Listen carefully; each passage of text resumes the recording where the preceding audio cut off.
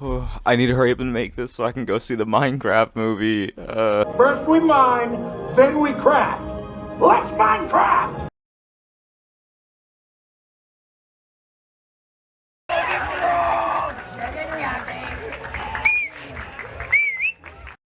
So, a common thing with most of my videos is that I normally talk about series that are already established. I'm very often, if not always, late to the punch when it comes to jumping on an upcoming Yuri manga or a new Yuri manga, but that is changing today. Disclaimer, this script has been sitting in my draft for a little while now, honestly. So if you've grown accustomed to my newer video style, then this video will be pretty different. I had intentions on uploading this a while back, but I just never got around to it. Regardless, it's still pretty interesting. So with all that said, let's begin the video. My Childhood Friend Goes Meow From Under My Skirt is a Yuri manga written by Handa Hotori and is illustrated by Nanahashi Raku. It's a story about broken bonds, broken promises, and vulnerability. But before we can actually discuss these themes, we have to take a look at the series first. So let's do that, starting from the beginning. Our story takes place in a town called Miyakecho, where our protagonist, Ichika, lives. Miyakecho has become known for its popularity with cats, and luckily for Ichika, she absolutely loves cats. On the way to school, Ichika stops to play with as many cats as possible. However, as she arrives at school and takes a peek out the window, she sees a cat that she hasn't seen around much before. A cat with a white fur coat and vivid pink paws. A rare combination. Something about this cat was just different. Without much time to be caught in a daze, Ichika heads to her new class, where we're introduced to another character who immediately gains Ichika's attention. Saihara Maki, Ichika's childhood friend, or ex-friend as it stands now. They're not really on talking terms, and that'll be explored briefly. After being assigned to a committee with Maki against her will, Ichika immediately goes to try to quit, but is shot down by the teacher who genuinely just does not care about their circumstances, ending the conversation by telling Ichika that they start the committee tomorrow. On the first day, the two get assigned roles. One will go around picking up garbage around school premises, while the other is in charge of chasing out stray cats that come into school grounds. Ichika unfortunately ends up drawing the short end of the stick, stuck with cleaning up trash around the school, while Maki instead gets the net and is in charge of the stray cats. Ichika, obviously not very pleased at this arrangement, tries to persuade Maki, which doesn't initially work.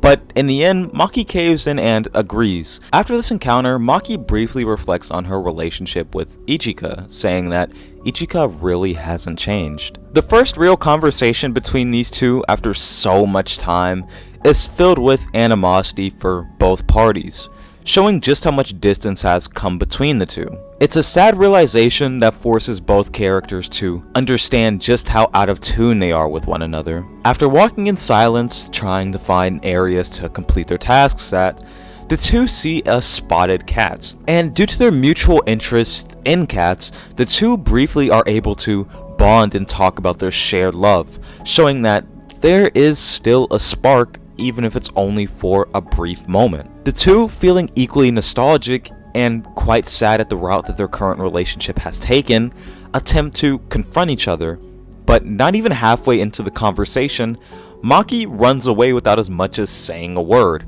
and attempts to save the rare combination cat that Ichika saw earlier. However, in pursuit of saving the cat, Maki is not able to save herself. Yet, despite that, Maki before her final moments looks so happy, almost as if not realizing that she's in imminent danger. She's hit by a truck at full speed, and Ichika is bewildered.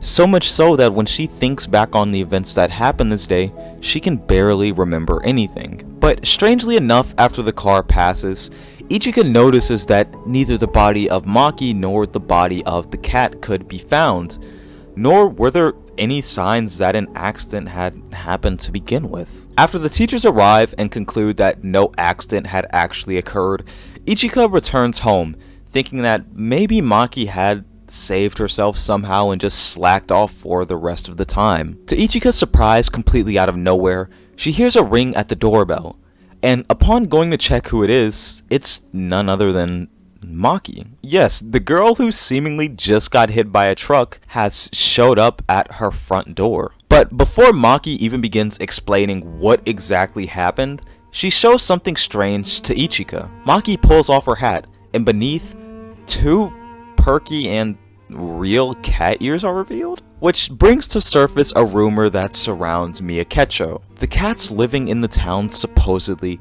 curse people sometimes, and Maki has seemingly fallen victim to this. What's interesting is that this sudden change, rather than immediately becoming something dreadful or worrying, shifts the dynamic of the two's relationship almost instantly. Ichika is drawn to Maki's new cat-like features, and she's even able to express a more playful side as opposed to her forced reserved nature from earlier. Even Maki is more open. This curse that's been placed on Maki acts as almost a bridge for the two to reconnect. In the next chapter, we learn more about Ichika and Maki's past relationship. Maki was a transfer student when the two were kids, and they both bonded over their shared interest in cats. After that, the two became pretty much inseparable. The time Ichika spent with Maki was different. It was special. The two both believed that they'd be together for the unforeseeable future. But through a string of unfortunate events, Maki's parents have to move because of their jobs. Maki, wanting a final lasting memory with Ichika, tells Ichika that they should hang out somewhere far away, almost like going on a final trip together. However, Ichika, being young and overwhelmed by the thought of her best friend truly going away after their final meeting, is stunned and overcome by a wave of tears, and isn't able to meet up with Maki. However, despite that, Maki stayed there, believing that Ichika would come at some point, which never happened, leaving her feeling betrayed. A month after Ichika supposedly betrays Maki, it's decided that Maki's parents would actually be staying instead. But no matter how many times Ichika apologized, Maki just would not forgive her, which truly showed how important that final meeting was to Maki. The difference in feelings here adds a new profound level of distance to the two's already crumbled relationship. The events of that day still haven't been discussed. As far as Maki knows, Ichika just stood her up, then expected things to go back to normal when in reality, that isn't the case at all. All of these past events contribute so greatly to the distance between the two as it stands right now. Heading back to our present day, after the previous events of Maki growing ears, Ichika finds herself in class wondering if their relationship will go back to being broken, now that Maki is supposedly back to normal, when all of a sudden, Maki stands on top of her desk and breaks out into a cat position? Noticing that something is obviously off, Ichika takes Maki and exits the classroom, and after a very brief analysis of Maki, it's clear that the cat that Maki had previously tried to save is now somehow inside of her, or rather it's become a part of her. Maki, who's now returned to her normal self, is overwhelmed by all of this. She breaks down, stating that she can't do anything about this on her own, showing a side of vulnerability from the usually collected Maki. It's here that Ichika expresses her desire to be there for Maki,